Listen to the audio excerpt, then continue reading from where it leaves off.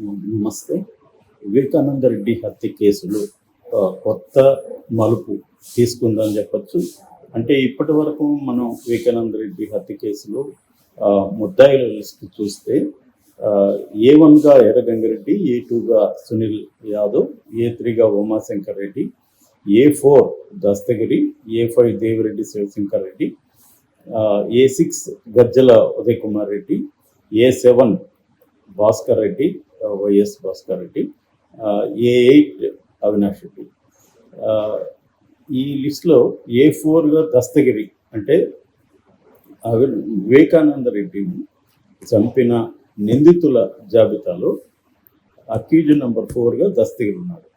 అయితే ఇప్పుడు దస్తగిరి నన్ను ఒక సాక్షిగా మాత్రమే చూడాలి, ముద్దాయిగా చూడకూడదు, నిందితుడిగా చూడకూడదు అని హైకోర్టులో పిటిషన్ వేశాడు.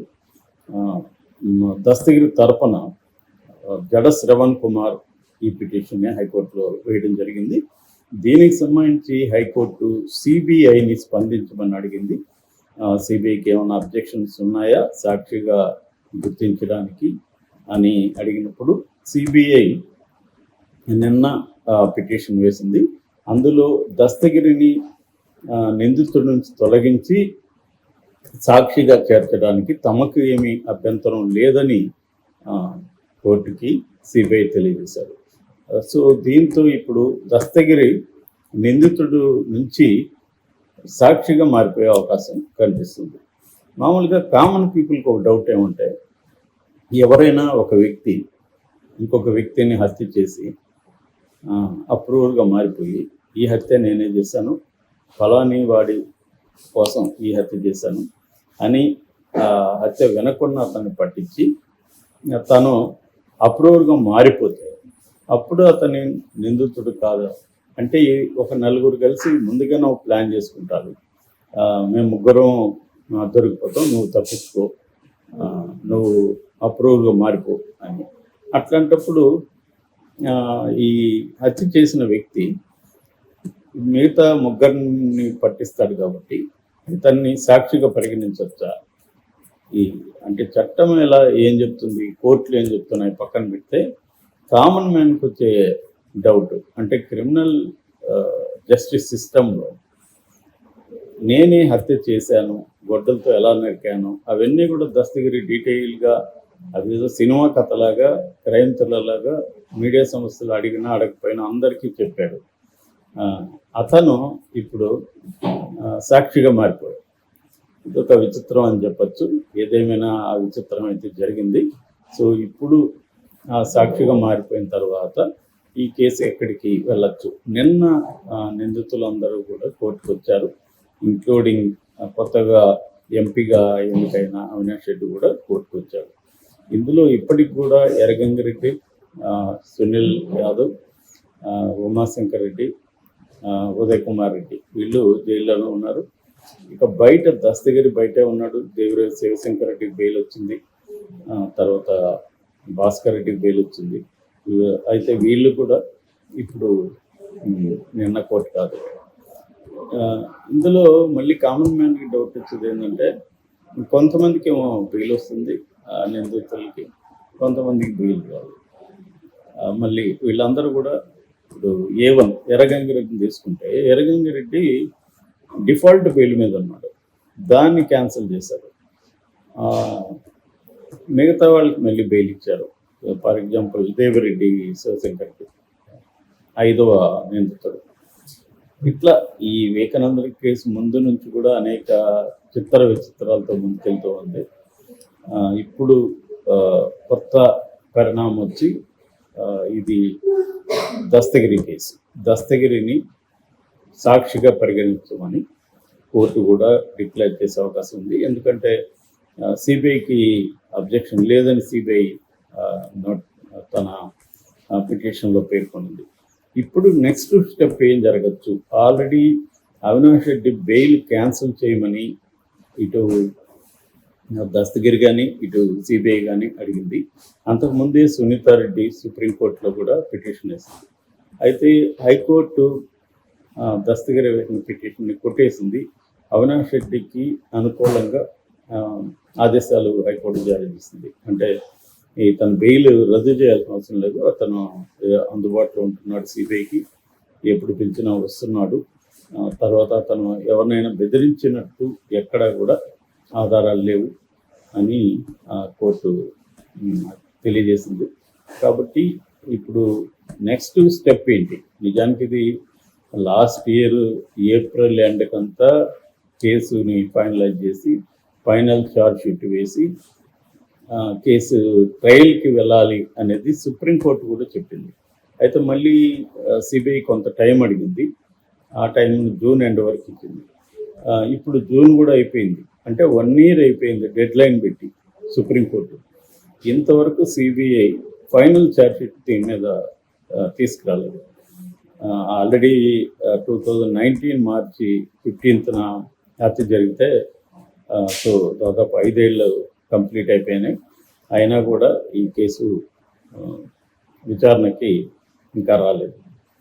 ఇదొక విచిత్రం అని చెప్పచ్చు. మొన్నటి వరకు అంటే ఇక్కడ జగన్తో బీజేపీ అనుబంధం కొనసాగింది కాబట్టి తెలుగుదేశం వాళ్ళు కూడా బీజేపీ మీద కూడా డైరెక్ట్గానే ఆరోపణలు చూపించారు మొన్నటి వరకు.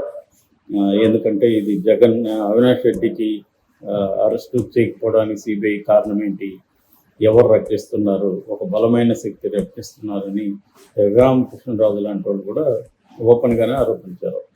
మరి ఇప్పుడు అక్కడ డబుల్ ఇంజన్ సర్కార్ ఉంది ఆంధ్రప్రదేశ్లో, తెలుగుదేశం నాయకత్వంలో ప్రభుత్వం ఏర్పడింది. అక్కడ కూడా తెలుగుదేశం సపోర్ట్తోనే ఎన్డీఏ కూటమి ప్రధానమంత్రి మోడీ ఆధ్వర్యంలో ఏర్పడింది.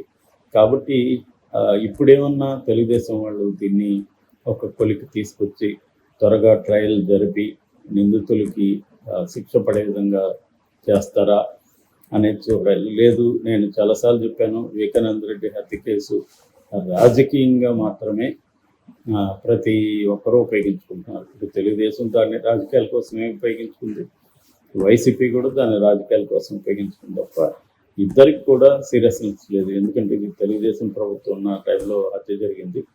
తెలుగుదేశం అనుకుని ఉంటే అప్పటికే అంతకుల్ని ఎవరిని ఐడెంటిఫై చేసి ఉండొచ్చు. ఇవాళ మనం చూస్తాం అనేక కాంప్లెక్స్ హత్య కేసుల్లో కూడా పోలీసులు మ్యాక్సిమం 1 weekలో బ్రేక్ చేసేస్తున్నారు. ఎందుకంటే వాళ్ళ టెక్నాలజీ డెవలప్ అయింది, సీసీటీవీలు వచ్చేసాయి, ఫోన్లని ట్రాక్ చేయొచ్చు.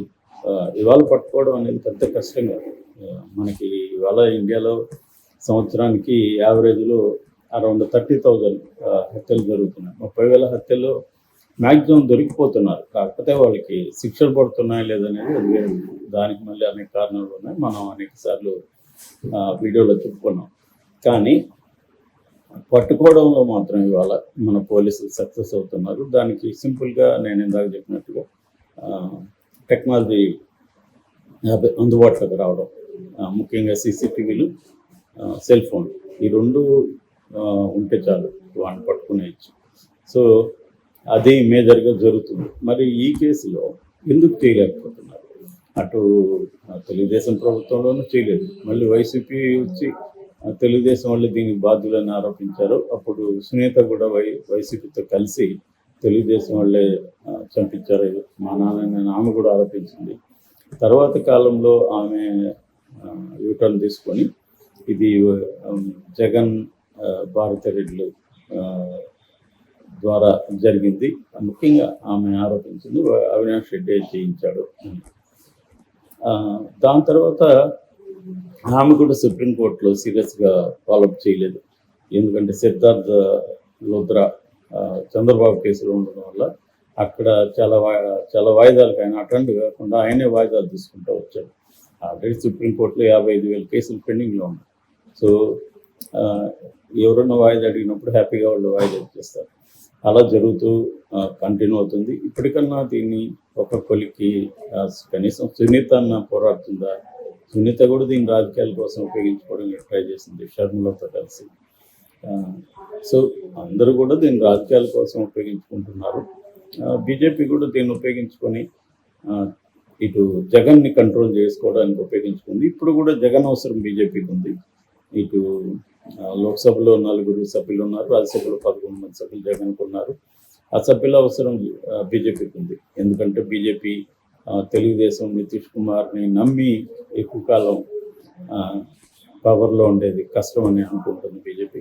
అందుకని సొంతంగా తన బలాన్ని ఆల్టర్నేటివ్గా పెంచుకోవాలని చూస్తుంది. కాబట్టి జగన్ బలం కూడా బీజేపీకి అవసరం. ఇటు కొన్ని బిల్లుల కోసం రాజ్యసభలో జగన్ బలం అవసరం. సో అందువల్ల దీన్ని ఇప్పటికి కూడా ఒక లాజికల్ ఎండ్కి తీసుకురాకుండా బీజేపీ దీన్ని పొడిగించి తనకి అనుకూలంగా ఉపయోగించుకుంటుందా అనేది మనం చూడాలి. Thank you.